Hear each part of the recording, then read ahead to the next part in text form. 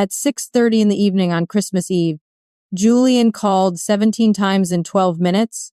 I sat at my kitchen counter in an old sweatshirt, holding my favorite coffee mug from 2008, and watched his name flash across my screen. For the first time in 24 years, I wasn't at my mother-in-law's lakeside estate.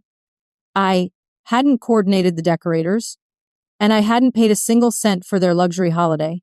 Have you ever spent years carrying an entire family on your back, only to realize they never cared about you, just what you could do for them? Drop a comment and tell me where you're listening from right now. The catalyst arrived in late November. Julian and his mother, Kathleen, had summoned me to the parlor of her Cedar Ridge estate. Kathleen sipped her tea, adjusted her posture, and casually suggested that I should sit this Christmas out. She claimed my presence was too stressful. Julian, sitting beside her, nodded in agreement, stating the family just wanted a drama-free, peaceful holiday. I didn't cry. I didn't beg for my seat at the table. Anger wasn't loud this time. It was clinical. I simply nodded, told them I completely understood, and drove home. As a senior forensic auditor, my entire career is built on identifying discrepancies, yet, for 24 years, I had ignored the most glaring deficit in my own life. I had been the silent investor in their version of family. I had paid for the emergency plumbing repairs at her estate. I had covered Julian's sister's legal fees during her brief, chaotic divorce. I had subsidized the extravagant gifts they proudly presented to each other, wrapping them myself late at night while Julian slept. I funded the gourmet dinners, coordinated the artisan gifts, and managed every logistical nightmare, only to be branded as too sensitive whenever I asked for basic respect. I operated under the dangerous delusion of performative indispensability. It is a psychological trap designed for highly competent women. We convince ourselves that if we just solve enough problems, fund enough celebrations, and absorb enough insults, our utility will eventually be rewarded with love. But utility is not love. It is a transaction. And when you overfunction for an entitled system, you do not earn their gratitude. You merely train them to view you as an endless, disposable resource. That night, I rubbed my eyes trying to summon regret, but there was only clarity. This wasn't a breakdown. It was a balance sheet. I opened my laptop and pulled up my tracking spreadsheets. I clicked on the confirmation for the gourmet prime rib and seafood catering, totaling $1,480, canceled. I opened the invoice for the fine wine and artisan provisions, an $820 tab, canceled. The custom pastry order for $340, canceled. The custom estate lighting and floral decor for $450, canceled. The private dining room deposit for $800, refunded directly to my private account. In less than 12 minutes, I liquidated over $5,000 in prepaid holiday infrastructure. I simply stopped making the deposits. I didn't send a warning email. I didn't draft a formal letter of resignation from the role of family benefactor. I let the silence do the talking. If Kathleen and Julian wanted a peaceful, drama-free Christmas without me, they were going to get exactly what they asked for. I just refused to finance my own exclusion. For over 2 decades, Julian's favorite phrase whenever I expressed exhaustion was, "Can we not do this tonight?" It was the standard punctuation of our marriage, a convenient tool to shut down any audit of his family's weaponized greed. But sitting in the glow of my laptop screen, watching the refund confirmations roll into my inbox, I realized the audit was finally complete. The account was closed. The illusion finally collapsed on Christmas Eve. Sitting in the quiet sanctuary of my kitchen, I listened as the voicemails stacked up in my inbox. The first was from my sister-in-law, Brooke. Her voice was shrill, demanding to know who had canceled the custom bakery order, complaining that her children were devastated. The second was from Kathleen. The grand matriarch of Cedar Ridge sounded breathless and frantic, shrieking that the catering van had never arrived and her guests were starving. The final message was from Julian. He was shouting over background noise, furious that the Minnetonka Grill had absolutely no record of our private dining room reservation. I looked out my window at the snow falling silently over the driveway. They weren't missing my company. They were mourning the sudden absence of my credit card. The panic in their voices wasn't about a fractured family. It was about a disrupted supply chain. I walked into my home office and retrieved a thick, vintage accordion folder from the bottom drawer of my filing cabinet. For 24 years, I had meticulously kept every receipt, every invoice, every bank statement, It was a professional habit that bled into my personal life. Over a fresh cup of coffee, I began a secret forensic audit of my own marriage. I reviewed the itemized costs of their entitlement. Beyond the thousands in canceled catering, decor, and pastries from this year, I tallied $1,250 for gifts extended to nieces and nephews who barely knew my name, alongside the $800 private dining deposit. The previous year's holiday total alone had reached $9,640. But as I dug deeper into our joint accounts, the holiday expenses became a mere footnote to a much darker pattern. For months, Julian had complained about household poverty. He had actively restricted my personal spending, lecturing me when I purchased a standard winter coat, claiming we were stretched too thin. The ledger told a completely different story. I highlighted a string of transactions scattered across our joint accounts. $1,200 on private golf club fees and exclusive course memberships. Luxury sports tickets totaling over $800 for regular season games. Expensive secret dining charges scattered across the city's finest steakhouses. $214 at a downtown sports bar on a Tuesday when he claimed he was working late to pay our mortgage. Julian wasn't struggling to make ends meet. He was systematically hoarding our marital assets for his own luxurious lifestyle while forcing me to subsidize his family's grand illusions. He had turned our marriage into a fraudulent enterprise, restricting my resources to maximize his own comfort. I stacked the color-coded spreadsheets neatly on my dining table.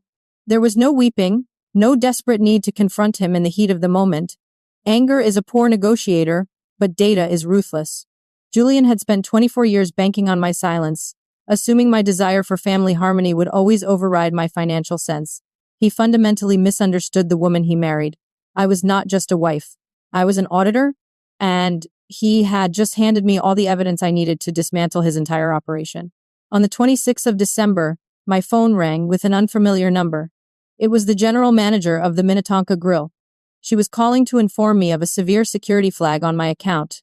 The previous evening, amidst the chaos of their ruined holiday dinner, Julian had attempted to force the restaurant staff to charge the massive emergency catering tab to my private card that was kept on file from previous reservations. He had tried to authorize the transaction behind my back to save face with his mother, but the fraud alert immediately declined it. I instructed the manager to permanently block his name from the account, ensuring he could never weaponize my credit again. The retaliation was no longer a petty domestic dispute. It was actively crossing into financial abuse and identity theft. An hour later, my 24-year-old daughter, Savannah, arrived at my house in tears. She dropped her coat on a chair and looked at me with a mixture of confusion and betrayal. Julian had already begun his smear campaign. To cover his own tracks, he was actively triangulating our daughter, spreading a fabricated narrative to the extended family. He claimed I had suffered an unstable emotional breakdown, that I had abandoned the family in a fit of hysteria, and that he was the long-suffering, devoted husband trying desperately to hold the pieces together for the sake of his elderly mother. I didn't try to defend myself emotionally. I sat Savannah down, poured her a glass of water, and showed her the rejected charges from the restaurant. I let the cold, hard reality of his actions speak for themselves. The realization in her eyes was devastating, but it was necessary. That afternoon, I shifted from emotional detachment to legal execution. I scheduled an emergency consultation with Arthur Sterling, a financial litigator I had worked with professionally for years. Sitting in his mahogany-paneled office, I laid out the accordion folder and the recent bank microfilms. Arthur and I began tracing the hidden pathways of Julian's financial maneuvers, mapping every dollar that flowed in and out of our marital estate over the past 6 months. What we uncovered elevated the conflict from marital deception to outright criminal theft. Arthur flagged a massive irregularity from 3 months prior. It was an unauthorized electronic transfer of $8,500. Julian had siphoned the money directly from Savannah's graduate school trust fund, a high-yield reserve I had built entirely from my own salary for her upcoming master's degree. By forging my electronic authorization as a co-trustee, he had routed the funds to Marcus, Julian's chronically unemployed brother, who had apparently needed another secret bailout. Julian had stolen his own daughter's educational security to quietly fund his deadbeat brother's lifestyle, all while strictly policing my grocery budget and complaining about inflation. I immediately dialed Julian from the lawyer's office and put him on speakerphone. When he answered, I didn't yell. I asked a single, precise question regarding the missing $8,500 from the trust. Silence stretched over the line before the call abruptly disconnected. He panicked and hung up. Arthur looked across the desk, his expression grim and resolute. He advised me to secure every piece of microfilm and printout, to freeze the remaining trust assets, and to prepare for absolute warfare. The villains in this story weren't just ungrateful in-laws anymore. They were predators. The ambush was perfectly orchestrated, designed to trap me without an escape route. On New Year's Day, Julian insisted we drive to Kathleen's lakeside estate under the guise of clearing the air. When we walked into the grand living room, it was arranged like a courtroom. Marcus, Brooke, Savannah, and several extended relatives were seated in an audience arc. Kathleen sat in a high-backed armchair, the presiding judge of Cedar Ridge, ready to execute my character assassination.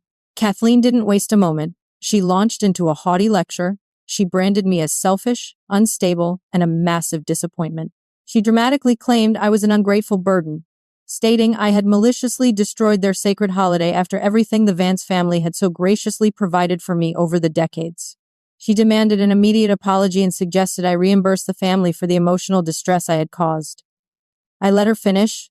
I didn't interrupt. When the room fell into a heavy, expectant silence, waiting for my tearful apology, I simply unzipped my vintage accordion folder. I stepped forward and methodically slapped the first document onto her pristine marble table. It was the itemized holiday ledger from the previous year, $9,640. I placed the next sheet down, Julian's private golf and sports tickets, then the credit card fraud alert from the Minnetonka Grill. Finally, I laid out the bank statement highlighting the $8,500 transfer stolen from Savannah's graduate trust fund and routed directly to Marcus. The color drained from Marcus's face. Savannah stood up, staring at her father in absolute horror. When a covert parasite is presented with irrefutable numbers, the entire system experiences what behavioral economists call entitlement equilibrium shock. Entitled families build their reality on a mirage. They survive by viewing the over-functioning caregiver as a bottomless well, rewriting history to make themselves the generous benefactors. When you slap a cold ledger on the table, it shatters their cognitive dissonance. They cannot argue with mathematics. The numbers force them to confront their own moral bankruptcy. Because acknowledging the math means admitting they are exploiters, their immediate reaction is to attack the ledger bearer as petty, vindictive, or mentally unstable. It is an instinctual defense mechanism designed to protect their fragile illusions of grandeur and superiority. Kathleen stared at the documents, her mouth opening and closing silently. Julian scrambled to speak, stammering that he was just trying to fix a temporary cash flow problem, that he meant to put the money back. But the undeniable proof of his theft was laid bare in front of his entire family, including the daughter he had robbed. I looked down at them with absolute clarity. You didn't provide for me, Kathleen. I subsidized your entire existence. I was the silent capital that funded your arrogance. I turned to Julian, who was shrinking into the sofa. You didn't want a peaceful Christmas? You wanted an unquestioning sponsor, and you were so desperate to keep your mother's approval that you committed fraud against your own wife and stole from your own child. The power dynamic didn't just shift, it was annihilated. Desperation makes people reckless. Stripped of her moral high ground, Kathleen scrambled to reclaim her dominance. Her eyes narrowed as she leaned forward, pointing a trembling finger at me. You owe this family, she spat out. We funded your master's degree decades ago. The Vance family supported you when you had nothing. You are indebted to us. It was the perfect opening for the final checkmate. I reached into the very back of the accordion folder, past the recent statements and catering invoices, and pulled out a faded, yellowed file I had inherited from my late father's estate. I was wondering if you would bring that up, Kathleen, I said, maintaining my icy composure. I placed a stack of vintage bank microfilms from 1998 directly in front of her. My master's degree cost $12,000, which I paid for through academic stipends. However, this is a documented promissory note proving that your late husband borrowed $35,000 from my father to save this very estate from foreclosure, a loan that was never, ever repaid. The room gasped. I tapped the faded ink of her late husband's signature, ensuring everyone in the room saw the legally binding seal. The Vance dynasty wasn't supporting me. You have been living off my family's lineage for 2 generations. We subsidized your wealth, and in return, You treated me like a servant." The silence that followed was absolute. Kathleen collapsed back into her armchair, looking suddenly small and frail, the grand illusion of her superiority entirely stripped away. Marcus cowered in his seat, unable to make eye contact with anyone. Savannah turned her back on Julian, her disgust palpable, making it clear she would never trust her father again. Julian broke first. His voice cracked as the reality of his exposure set in, cornered, out of lies, and staring at the utter ruin of his reputation. He admitted the truth right there in front of the audience he had curated to destroy me. He confessed that he had known I was paying for every holiday, every catering bill, and every gift for 24 years. He admitted he let his family publicly insult and scapegoat me because defending me was too much effort. It was simply easier for him to let me bleed financially to maintain his comfortable peace. I didn't scream. I just nodded, absorbing his cowardly confession. I looked down at the man I had married and delivered my terms with absolute clinical detachment. There would be zero future holiday funding. I demanded immediate, legally binding promissory notes for Marcus to repay the $8,500 to Savannah's trust, complete with wage garnishments, and I announced total marital financial separation, effective immediately. Julian stood up, his eyes wide with panic. "Maddie, please," he begged. "I want my marriage back." I looked at him and felt absolutely nothing. "You don't want your marriage back, Julian. You just want your blind investor back." I packed my documents neatly back into the folder. "If you want me in your life, you need to learn who I actually am."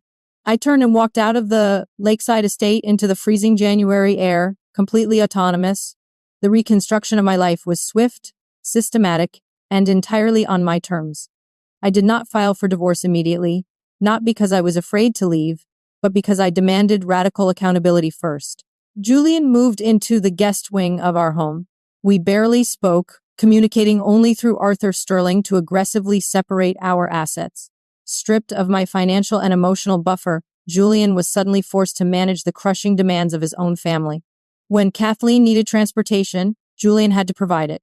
When Marcus begged for another bailout, Julian had to look his brother in the eye and say no.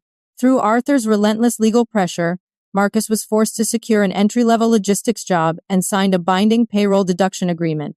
Starting with his very first paycheck, a mandatory sum was drafted every month and deposited directly back into Savannah's trust fund. Within a few months of the tribunal at the estate, my phone rang. It was Kathleen.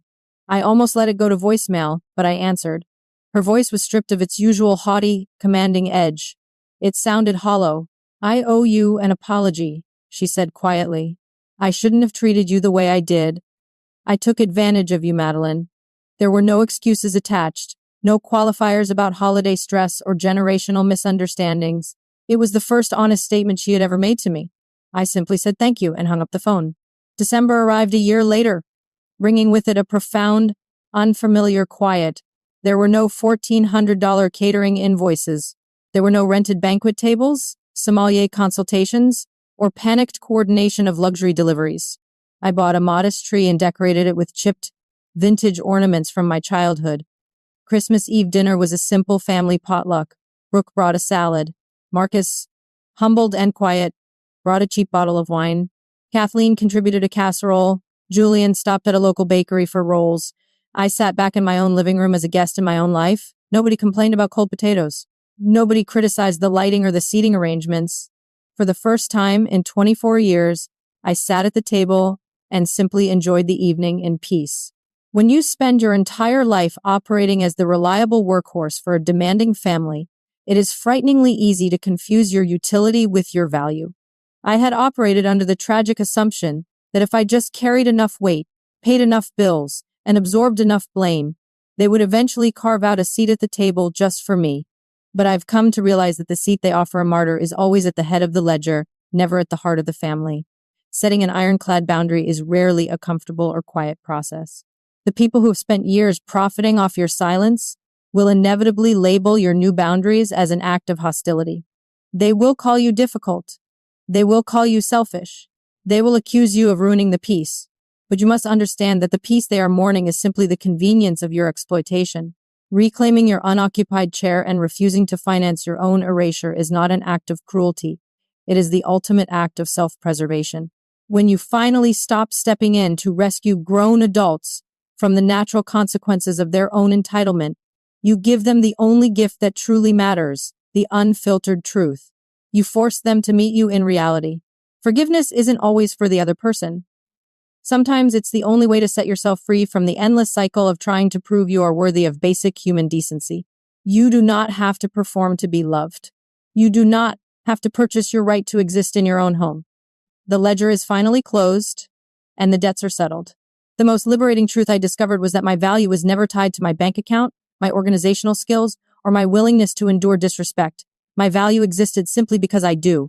If this story reminded you of a burden you've been carrying alone, share this with someone who needs to hear that. Putting down someone else's entitlement is never a crime. Hit like, subscribe, and tell me, what boundary are you setting this year?